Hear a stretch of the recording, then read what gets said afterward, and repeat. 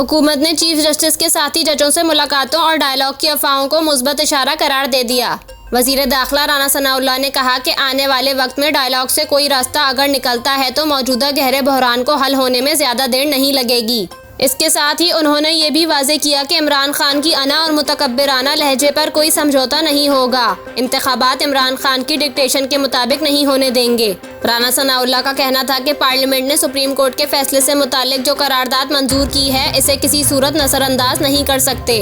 उन्होंने कहा कि अगर पार्लियामेंट इजाज़त देगी तो हम इलेक्शन के लिए पैसे देने के लिए तैयार हैं, लेकिन अगर पार्लियामेंट कहती है कि फिल कोड बनाया जाए तो फिर चीफ जस्टिस से दरख्वास्त होगी कि इस बहरान को हल करें। वाज़ेह रहे कि गुज़िश्ता रोज़ chief justice of Pakistan justice Umar Ata Bandial और सीनियर जज काजी फायज़ ईसा के दरमियान मुलाकात हुई। ज़राए के मुताबिक जस्टिस उमर अता बंदियाल और जस्टिस काजी फायज़ ईसा की मुलाकात खुशगवार माहौल में हुई।